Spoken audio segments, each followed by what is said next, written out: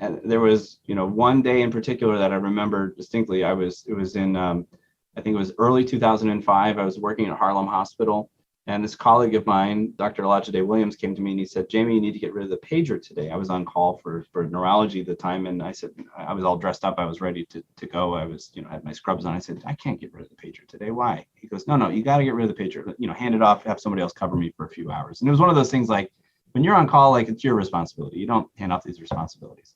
And he says, no, you got to do it. I'm just telling you, you got to come with me. I said, "What are we doing?" And he says, "We're going to go to a local elementary school and teach little kids about stroke using hip hop." And I said, "What?"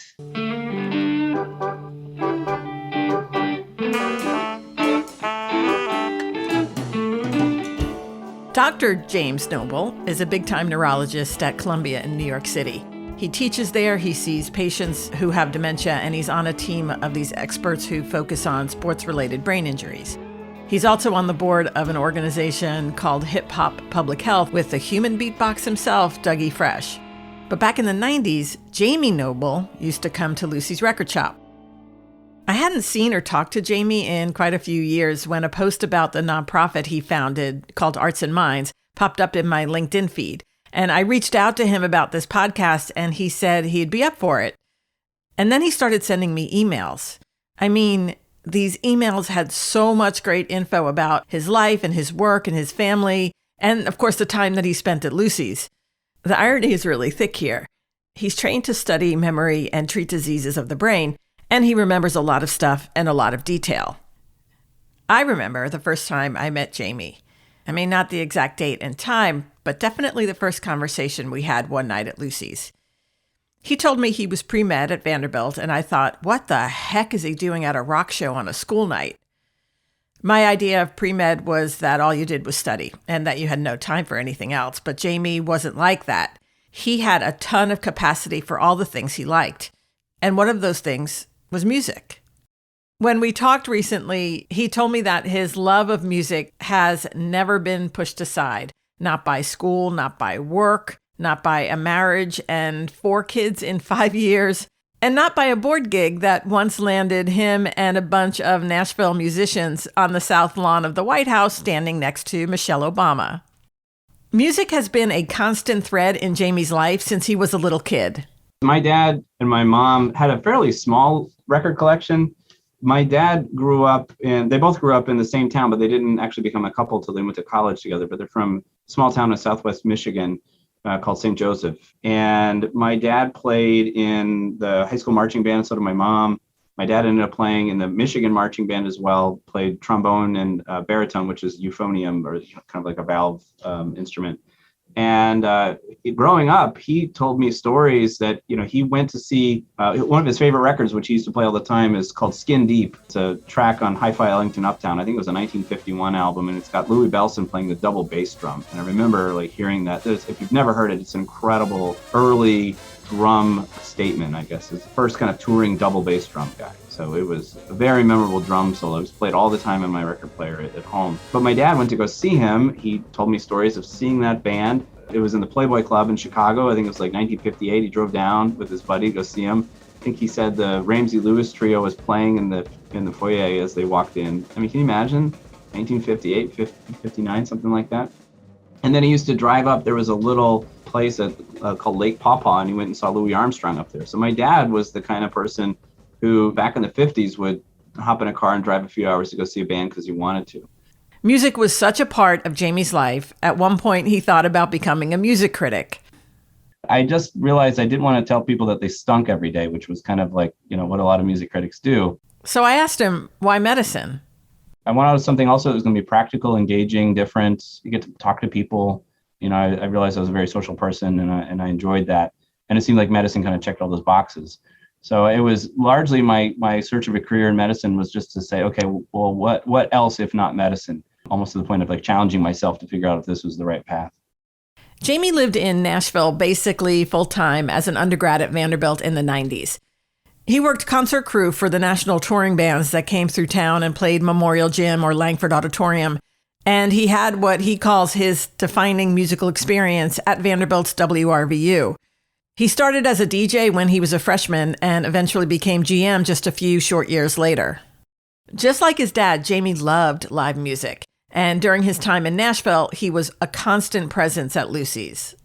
I remember going there my first time. It was that much of a kind of transformative experience. And I remember kind of the path of getting there. And I think part of it was in my fall of my freshman year at college. So I went to Vanderbilt University and I landed there knowing nobody. There were two other classmates of mine from high school that went, but I didn't really hang out with them. And I remember being very bummed because I had Nine Inch Nails tickets in Atlanta that weekend that I landed there, and I couldn't go because I had to go to college, and so I was like, I was excited to see them. And then lo and behold, I walked into the mail room and there was a big poster for Nine Inch Nails playing at Memorial Gym. And so like the first weekend I landed in Nashville at Vanderbilt, all of a sudden there was music around us. And so I was very excited about that. I knew about the radio station. I had met some folks the summer before I started. And so I was actually already kind of making ways towards getting to the radio station, but I didn't know much about the local music scene. So it was kind of like, the big bands traveling, the local music at Vanderbilt, but I didn't know much about the local scene. And I remember being at a Pavement concert at 328 Performance Hall I think we came up with the date. It was either September or October in 1994. I was 18 at the time. I was hanging out with Brian Bowling, who later became a clerk at Lucy's. He and I ended up playing in a band together. We were doing some things together at the radio station. And we were sitting there at the end of the Pavement show, just kind of hanging out. All the audience members were filing out. And there was Brian sitting there chatting with Jonathan Marks. And Jonathan was chatting with Bob Nastanovich. And I think Brian and I both had a healthy dose of envy that somebody that we kind of like were hanging out with actually knew Bob Nastanovich. It was kind of we were a bit starstruck, I think. Just, I don't know how many people are starstruck over Bob Nastanovich, but there we were. So then Brian introduced me to Jonathan, and Brian said, yeah, there's a show coming up this weekend or next week. I think this band Lamb Chop's playing. You got to come down and check it out at Lucy's. And so there I was, like 2 weeks later, I was at Lucy's seeing a Lamb Chop show, and I was hooked. It was the coolest experience, live experience, just to have such a different sounding band and it was almost like a ready-made culture of musicians and music fans. And so, some kids I was going to college with were all it was like this institution that was it was established and it was there. I was in a band in high school and I played a bunch of bars and, some of the bigger stages in the, kind of club stages in Atlanta. And I'd never really seen something like that. It was very disjointed. But Nashville had a very different flavor about it. And I just loved it. It was a little record shop in the front and a stage in the back. And they were about equal size, both rooms. And everybody had a great time. It was amazing. And what kept you coming back? It just had this feel to it. You'd walk in, you were there behind the counter. I don't think we got to know each other that well, but it was like there was this familiarity with it, a very kind of homey coziness to it. You had that leather couch in the front with dogs, pestering you every time where else do you walk in and there's a dog smelling your butt, as you're trying to check out a record, that kind of thing. It was, but you didn't mind it. It was just kind of fun, Memory is a really funny thing. Did you ever talk to a friend and they vividly remember something that you have no memory of at all? I mean, yeah, some people remember more stuff, but mostly people just remember different stuff. Jamie remembers a lot about the shows he saw at Lucy's. So when I asked him about a favorite band he saw or a record he bought, his answer was as specific as you'd expect it to be, but it was also really enlightening because I don't remember kicking him out at all. As far as my records I bought, I remember picking through the 7-inch bin a lot just because it was, you could get albums anywhere, but you could only get certain things at Lucy's. 7 inches were one. I remember buying a double LP Guided by Voices live album there. I've never seen it since. The one with the blimp over Cleveland, I think. I know I bought that one there. The most memorable shows that I went to were not necessarily the ones that were packed out, but the ones that kind of presented new music or, music that I was eager to hear and was not expecting to hear, just kind of on word of mouth. I remember one show that really affected me was Bugskull, this kind of instrumental band that played there. And their record, I bought that night, didn't sound anything like what they played, but they were a great band. I saw Low, Blonde Redhead when they were a quartet. That was the one time I actually had to leave during a show because my ears were hurting. It was so loud during the Blonde Redhead show. And then I saw Do-Rag twice, and we can talk about one of those shows if you want. But I remember when you kicked us all out onto the curb, it was an amazing show nonetheless.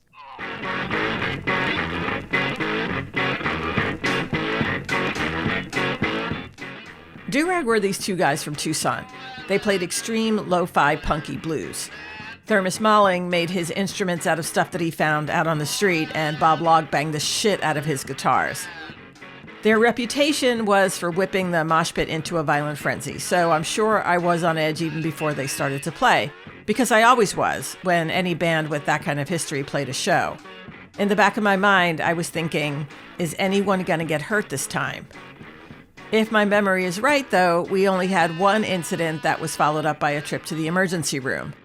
And I really need to find that girl. Let's get back to the Do-Rag show. I kicked you out? I don't think I kicked you specifically out, but I kicked the audience out. You kicked all of us out. You kicked all of us out. I have no memory. I have no memory of that, so you're going to have to refresh my memory. It was, we were like, ooh, somebody pissed off Mary Good. There was so I saw them twice there. And the first one was they played on the stage. They had the big oscilloscope and the giant bullhorn that they pilfered from Army Navy surplus. And he was singing through a vacuum tube and everything. And the second night is Chris Davis and the Frothy Shakes. It was like 2 years later. And something happened. And I think Do-Rag was drinking backstage. And they royally made you mad. And we heard like a scream from the back. And all of a sudden you came out to the front and you're like, everybody out. This is it. We're done. Out, done. Get out, everybody now. Out we came. It was probably like 30 of us standing on the curb, and you like slammed the door, locked it, turned off the lights, and you just left. And we were just kind of going, what was that? And then the rumors started saying, well, they were drinking in the backstage or something. And you were like, no alcohol, that can't be permitted. You were worried about staying afloat. So then they ended up doing a show on the curb. They had a couple of pig nose amps and a bunch of battery powered stuff. And there we were, like watching Do-Rag on the curb right in front of Lucy. So none of us left. We just sat there and watched Do-Rag on the curb. That was, it's funny you don't remember it, but man, we remembered it. Lucy's had really strict rules, but for a very specific reason. I mean, we knew from past experience and the local scuttlebutt why other all-ages clubs were shut down. It's because bands and the kids who went there snuck in alcohol. As Do-Rag and a few other bands found out, we were not playing. The no alcohol rule was non-negotiable. Another rule that most people liked much better was that you didn't need to have a lot of experience to play Lucy's. We hosted really great bands and some really not so great bands and a bunch in between. Jamie and his friends Brian and Sherry formed a band called Lepus. There was a bad science fiction movie on television one night called Night of the Lepus, I think it was, and there were these giant rabbits that were like ravaging a town, it may not have even been Roger Corman. I think it was like a Roger Corman ripoff kind of thing. And Brian and I were watching it and he was like, yeah, we should call ourselves Lepus. Lepus was much more, again, I would say echoing our influences of the time. We listened to a lot of stuff off of Thrill Jockey and Touch and Go. I think anybody could have walked in there and said, oh, you're just trying to rip off Tortoise or something like that. And guilty as charged. But that was the music we listened to, and that was what we absorbed and I think played. We played 2 shows, but only one at Lucy's. We played another one in the basement of my dorm, and I ended up not playing that night because I had a chemistry test, as I recall. And Brian and Sherry were quite upset with me, like, dork, that kind of thing. But I was there to, get all A's. That was my thing. But yeah, no, we played that one night at Lucy's. I was so excited to play. I couldn't believe we were playing. I couldn't believe I was in a band playing in college. We'd rehearse out at Sherry's house in this kind of back room she had. I thought we sounded great. But the show I thought we sounded just awful at that night. But that that was maybe I had false expectations, but I did not think we sounded very good. And my very polite friends in the audience complimented us, and it just it just seemed like false praise to me. But we sure had fun getting there and playing it. And I just, like I said, I like, it's a fantastic memory for me getting to play a place like that, be part of that experience. At the time, I don't know if I thought it had any kind of historical gravity. I'm not to say it does, but just for my own personal history, it means a lot. Do you remember the other bands that played there that night with you? Yeah, so it was Brown Towel. So that was our friend Jack Sass. He was another DJ. I think he played kind of drums in the band off and on. And then Circle Hoax, which were these brothers based out of Murfreesboro, kind of power pop guys. Or if they weren't brothers, they sure looked a lot alike.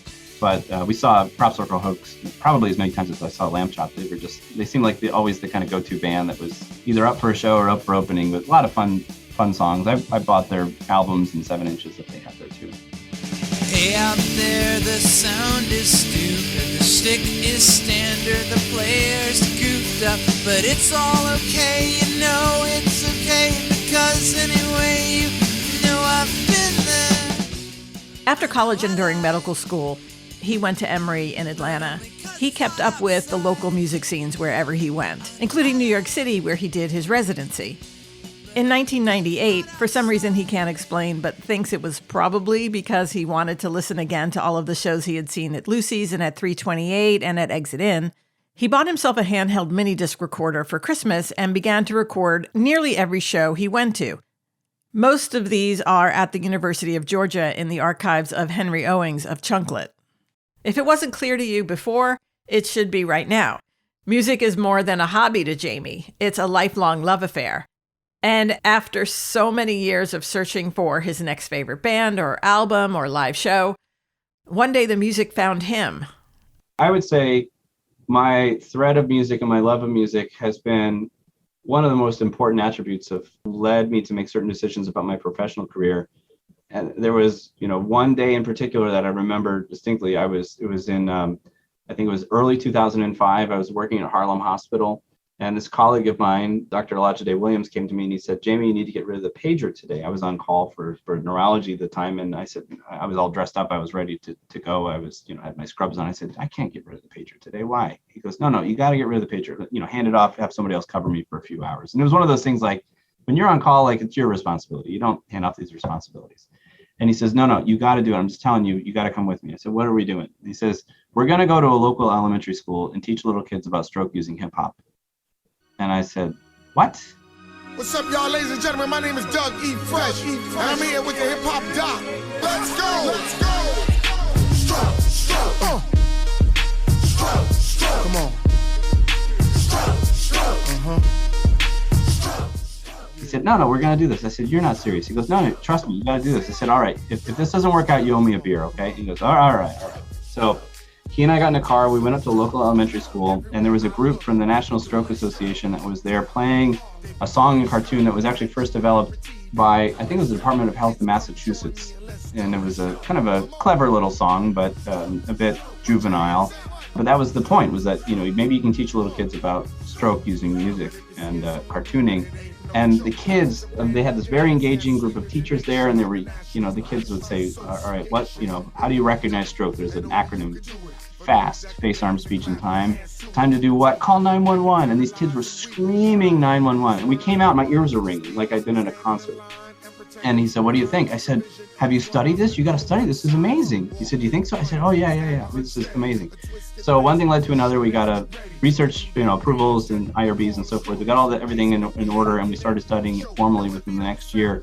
And that led to a whole fleet of programs, including NIH-supported programs, which collectively have taught over 100,000 kids using music and cartooning and comic books about different health initiatives, including stroke. I have one. It's called Old School Hip Hop. We have others that are focused on nutrition and exercise. We use legitimate artists. So our very first program, we worked very closely with Dougie Fresh. He's a local resident, was very engaged with the program, had personal stories that compelled him to work with us. We ended up getting connected with a guy named Jan Ellis James. He's a professor of filmography at NYU. He's also an Emmy Award winner at Sesame Street. He worked with a guy named Bill Davis, who just passed last year. Bill Davis did the opening credits to Reading Rainbow, which I'm sure you're familiar with. And so he did all of our cartooning for years. And so we had, between Doug and Jan and Bill, and we ended up later on working with Chuck D and DMC from Run DMC, Easy AD from the Cold Crush Brothers, and Artie Green, who's done some producing work with Ja Rule and Ashanti. When I say brain, you say attack. Brain, attack, brain, attack. If he don't sound right, he may be doing the stroke. Sways when he walks, he's doing the stroke. Slur when he talks, he's doing the stroke. Call 911 cause it ain't no stroke.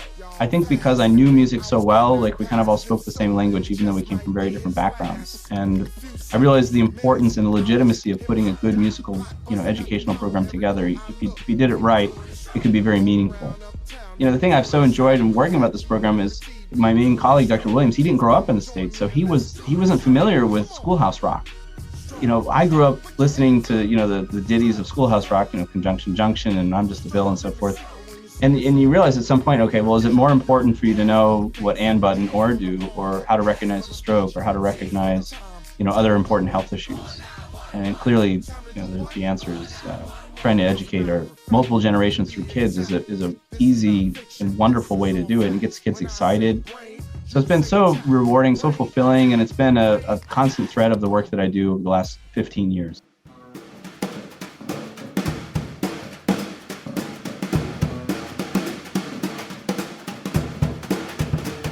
I wanna jump, how high? I wanna jump, so high, I wanna find.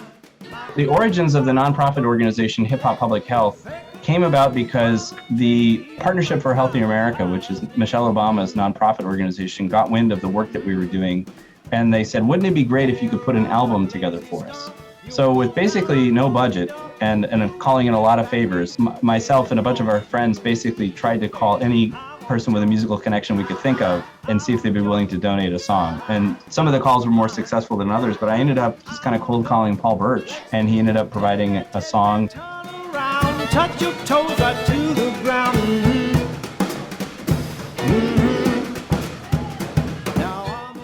The White House, I think since the early 1900s, has had on the Monday after Easter, has had something called the White House Easter egg roll. And there are these eggs, and hard-boiled eggs that they give little kids wooden spoons, and they roll the eggs down the back lawn. And usually they're, at least in modern times, they have 5 waves of people, about 4,000 or 5,000 each, that come through. And the second wave, the president and the first lady come out and kind of mill around with the public. And so we kind of developed this relationship, and we ended up having a request to perform 4 of the last 5 years of the Obama administration. And we would bring, 1 or 2 of our musicians. Usually it was Dougie Fresh performing. The one year, like I said, we had Dr. Oz with us. He was a big supporter of us some years ago. And of course, Michelle and Dr. Oz they talked about her colonoscopy, I think, on his television show or something like that, So it was just kind of a weird mix of everybody that came together. But we had, Doug was there, I think, just about every time. Artie Green was there with us, and others in our group came there a few times as well. But Paul was there just that one time. In the end, you look back and you're like, I can't believe we were there on the South Lawn, in the White House, especially the last presidency. That kind of thing would never happen. You also have a nonprofit called Arts and Minds, and it's interesting to think about your work as a neurologist. Does art and art therapy help more than music and music therapy? Yeah, as much as music is such a strong thread in my life, the simple fact is that visual art is more ubiquitous than musical arts are, or at least they're more accessible to some people in certain contexts, right? My interest in this came from me attending programs in summer of 2008 at the Met and at the MoMA here in New York City. And at that time, they were just starting to organize some programs that were focused on providing art-based programs for dementia patients and caregivers. And I went to them with an interest in trying to understand, how do people who have Alzheimer's disease express themselves through art? I was interested in just kind of the more mechanical aspects of it. What does artwork look like in somebody who is having a chronic progressive brain injury? What does that look like? How does it manifest? Does it change? How could you study it? But when I was there, I came away with a very different and I think more meaningful question, and that was, how can we improve the lives of patients and caregivers? And maybe this is the way. This podcast is certainly about Lucy specifically, but it's also about community in general. How and why they're formed, what makes them special, why they're necessary. It was clear by talking to Jamie that he inherently understands the importance of forming communities with his friends at work and at home. How do you make your ideas fit in, or how do you make others understand your ideas? And I probably first had an experience with that when I was in band, when I was in a band like Lepus, or the one I had in high school, where you're working with, either in my college band, it was 2 other people, in high school, it's 3 other people. These are your close friends. They're incredibly artistic. Everybody is strong-willed, strong ideas, and trying to understand, how do other people's ideas get into the conversation and sustain your own as well. I think, and even now, I think about any research team that I'm on, okay, who's my drummer? because if they're having a bad day and they pull out the cymbal solo while you're trying to get your work done, it makes the rest of the day kind of hard. But who's your bass player, who's going to be your lead guitarist, who's your singer?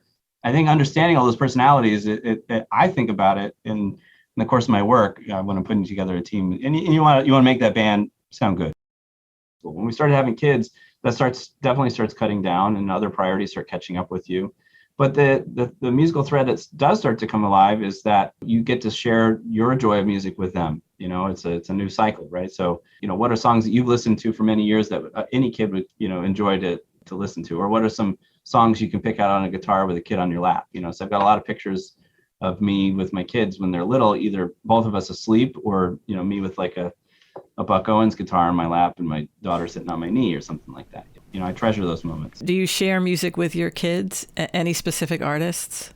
I will try to share new music with them. I've my older daughter, I'm constantly pleasantly surprised how much she knows about music. I mean, she'll tell you about whatever new music she's listening to, but I was telling her a story about, I think I shared with you, the singer guitarist from Spider Virus, Jerry, was my barber at the Heads Up barbershop on Elliston Place.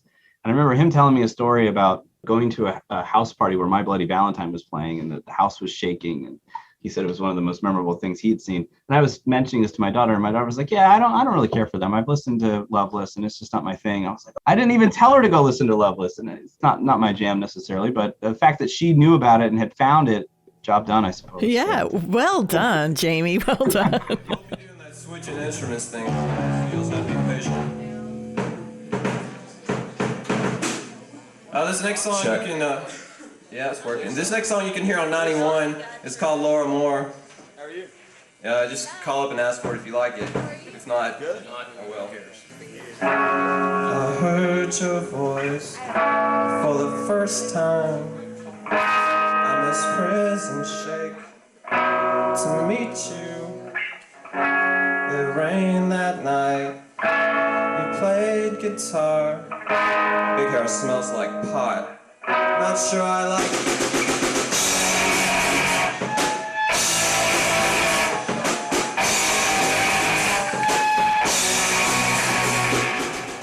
Although you're not hearing it first, this is the first episode that I recorded. And the timing was really great because back then I had so many doubts, right? I mean, I didn't know if I should revisit the past. I didn't know if people would listen. But there was something about the way Jamie articulated what made Lucy's so special that made me believe there might be value here. You asked me a minute ago, like, what made Lucy special? And it's one of those things, like many things in life, you don't realize how special it is until you're either past it or it's over unexpectedly, right? And it was one of these places where you felt completely safe and included, and it was like, you belonged and you were supposed to be there. And I think that a lot of that just was about you. You just felt like, okay, there's this matriarchal figure sitting at the cash register there, just letting people in, stamping hands and everything. And for all the, there were plenty of kids, teenage kids that were there. There were kids like me. I mean, I was college age, but it just felt like a very welcoming environment. And I don't know that I've gotten that really at any other club that I've ever been to. I've gotten it at a few record stores, but it was only after I got to know the proprietor very, very well.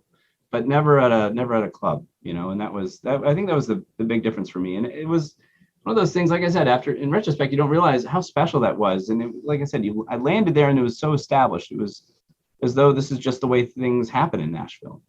It was great. Even though Nashville and the world have changed so much over the last 30 years, one thing remains the same. It takes a community to support you, to lift you up, and to help comfort you during really difficult times. Thanks, Jamie.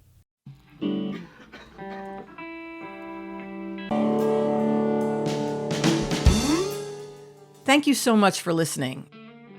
If you have any stories, pictures, or music you'd like to share from Lucy's, or have questions about things that we didn't cover, or about people you'd like to hear on this podcast, send them along to @Lucy's Record Shop on Instagram, Twitter, or Facebook, or email me directly at mary@lucysrecordshop.com.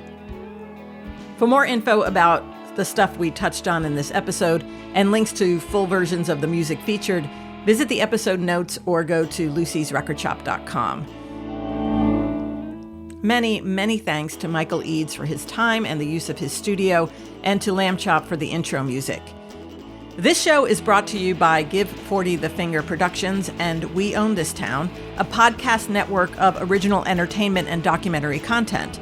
You can find more info at the official site at weownthistown.net or follow at We Own This Town on Instagram, Twitter, and Facebook.